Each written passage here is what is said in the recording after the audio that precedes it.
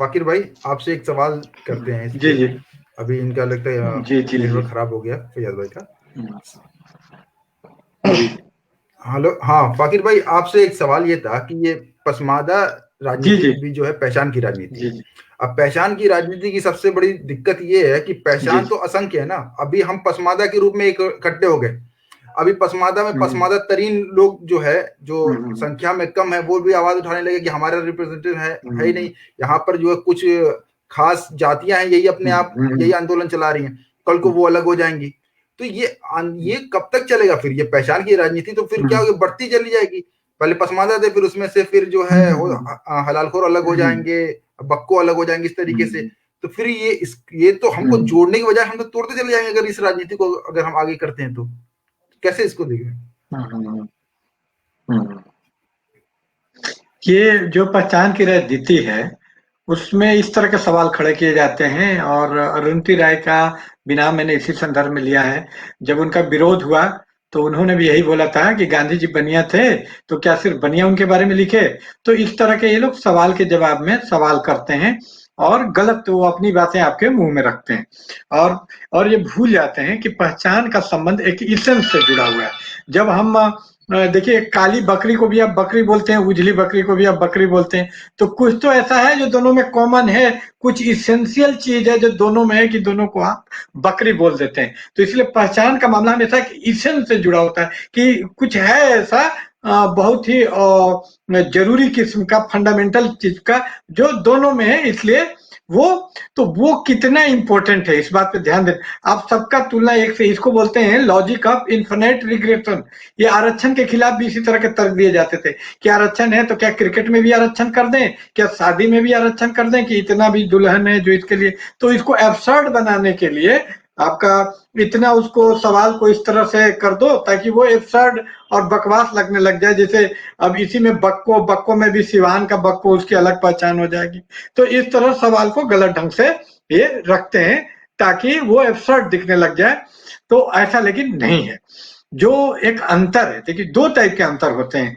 मैं एक चे गुवेरा बड़ा फेमस है युवकों में, तो उनके एक डायरी, मोटरसाइकिल डायरी है, उनका यादगार है, मेमोयर है, उसके हवाले से मैं बात करूंगा। तो उस आदमी ने एक बड़ा अच्छा बात बोला कि लैटिन अमेरिका में भी अलग अलग पहचाने थी। जैसे चिली के लोग थे, फिर ब्राजील था उसी में, लेकिन उसने क्या बोला कि ये पहचान, ये जो अंतर डिफरेंस है, ये मटेरियल नहीं है, ये इतना वास्तविक अंतर नहीं है। और वास्तविक अंतर क्या होता है, जहां पर आपका दुख एक हो, मैं बहुत पोएटिक लैंग्वेज में बोले, जहां दर्द का रिश्ता एक हो। तो एक अंसारी और एक मंसूरी का डिफरेंस इतना बड़ा नहीं है, पहचान आर्टिफिशियल है। वो पहचान सिर्फ बाहरी है, उसमें इसेंशियल कोई डिफरेंस नहीं है। थोड़ा बहुत ज्यादा कम होने से कोई डिफरेंस, एक इसेंशियल डिफरेंस होना चाहिए। जैसे अगर बकरी का आप इस तरह से काली बकरी और उजली बकरी को अलग करें, तो एक कसाई के लिए मायने नहीं रखेगा।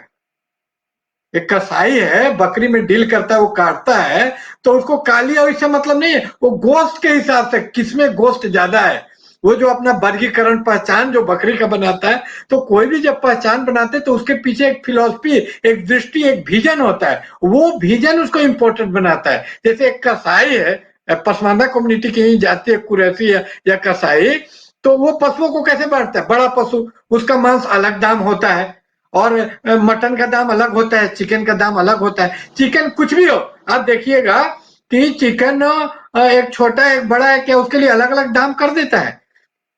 आप एक चिकन वाले के दुकान के पास जाइए और उससे पूछिए कि भैया तुम तो आइडेंटिटी के आधार पे अलग अलग दाम रख दिए, बड़े का दाम अलग है और मटन का दाम अलग है, चिकन का दाम अलग है, तो तुम इतना ही जब डिफरेंस कर रहे हो तो पहचान को और आगे ले जाओ कि छोटे मुर्गे का अलग दाम रखो, बड़े वाले का अलग रखो, काले का अलग रखो। ऐसा करता नहीं करता है, वो सारे मुर्गों को एक में रख देता है, क्या कि वहां पर उसको डिफरेंस नहीं दिखता, लेकिन उसको बकरी और मुर्गे में डिफरेंस दिखता है, तो अलग अलग दाम उसके रखता है। तो ये डिफरेंस, सारे डिफरेंस को एक ही, ये बहुत ही अंधा टाइप का तर्क हुआ। कुतर्क इसको कहा जाएगा कि आप जो एक पसमानदा शराब का जो डिफरेंस है वो एक वास्तविक रियल डिफरेंस है, लेकिन एक जो आप बता रहे हैं कि हलाल खोल और पंसारी का डिफरेंस रियल नहीं है, क्योंकि वहां एक चीज है, इसेंशियल चीज जो उसको जोड़ती है। वो चीज है, मैं आपको बता रहा हूं, वो चीज है सत्ता के स्रोतों।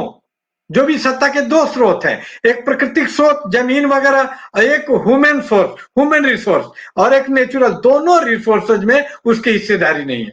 ये अंसारी को जो बार बार आरोप लगाया जाता है कि ये लोग को मिल गया, वो भी बहुत अंधा पिक्चर। अंधा मतलब आप संकीर्ण देख रहे हैं।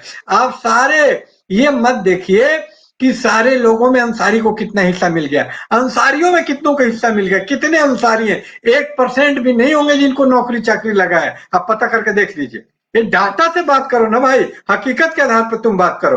तो इसलिए ये जो डिफरेंस है अशराफ और पसमानदा में, वो एक रियल डिफरेंस है, वो पहचान। इसीलिए मैंने शुरू में ही बोल दिया कि पहचान का मामला ऑथेंटिसिटी से जुड़ा हुआ है। वो जो पहचान है पसमानदा की, एक ऑथेंटिक पहचान है। उसका जो अशराफ से जो डिफरेंस है वो रियल है। अशराफ मंत्री बन रहा है, बड़े बड़े पदों पे जा रहा है, जितने बड़ी बड़ी मस्जिदें हैं बुखारी वगैरह उस पे है, सैयद लोग वहां पे हावी हैं, और ये नहीं है। लेकिन हमको बताइए कि आप उसी तौर पे आप बक्खों का भी डिफरेंस को अगर रख देंगे, और अंसारी मंसूरी जुलाहा वगैरह का जो छोटी छोटी जातियां हैं, हलाल खोर या राइन को रख देंगे, तो ये सही नहीं होगा। सही क्यों नहीं होगा? आप बताइए कि जो डिफरेंस अशराफ पसमानदा में, वही क्या इनके बीच में नहीं है? अगर आप भारत का कोई यूनिवर्सिटी एक ले लीजिए, मैं बोलता हूं कि किसी अंसारी ने नहीं बनाया यूनिवर्सिटी आज तक, ये सैयद साहब ने बना दिया है। जामिया मिलिया इस्लामिया भी किसी अशराफ नहीं बनाया है। लेकिन हमको बताइए, तो ये तो सब पे लागू है। मंसूरी ने भी नहीं बनाया, अंसारी ने भी नहीं बनाया, हलाल खोर ने भी नहीं बनाया, राइन। तो एक चीज कहीं तो है, जो वंचित डिप्राइव होना तो एकदम सेम है।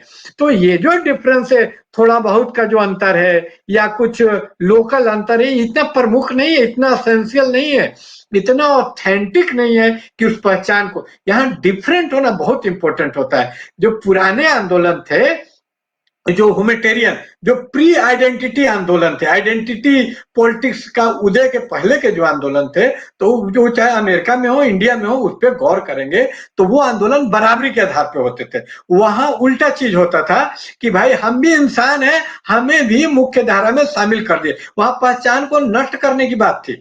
वहां ये था कि भाई हमको अलग नहीं पहचानो, हमको भी इंसान समझो, हम भी तुम्हारे तरह इंसान हैं, जाने वालों जड़ा मुड़ के देखो तुम्हारी तरह इंसान हूं। ये फिलोसफी वहां रहती थी। और जब आइडेंटिटी पॉलिटिक्स आई, तो मान लिया गया कि हिस्टोरिक कारणों से हमारा जो इतिहास रहा है, तो हम अब उसमें नहीं शामिल, हम हमारे डिफरेंट की दो हैं, दोनों हैं, तुम भी और हम भी, दोनों का अस्तित्व, हमारे डिफरेंस को स्वीकारा जाए। हम तुमसे अलग हैं, हमारी इसी अलग पहचान के रूप में इस्लाम में भी आता है कि अल्लाह ताला ने पहचान के लिए अलग अलग बनाई। ये पहचान के अंतर में कोई दिक्कत नहीं है कि एक अलग है, कोई कुरैश है, कोई, उसमें भेदभाव में दिक्कत है कि उसमें भेदभाव नहीं होना चाहिए, अलग अलग होने में अंतर नहीं। तो ये हुआ कि हम अलग हैं तुमसे, लेकिन हमको बराबरी का दो, अलग मान्यता भी दो। तो आइडेंटिटी पॉलिटिक्स में एक डायलेक्टिकल पॉलिटिक्स आ गया कि एक तरफ तो डिफरेंस होने का मांग किया जाता है, तो कितना ये डिफरेंस शब्द फिर इंपॉर्टेंट हो जाता है।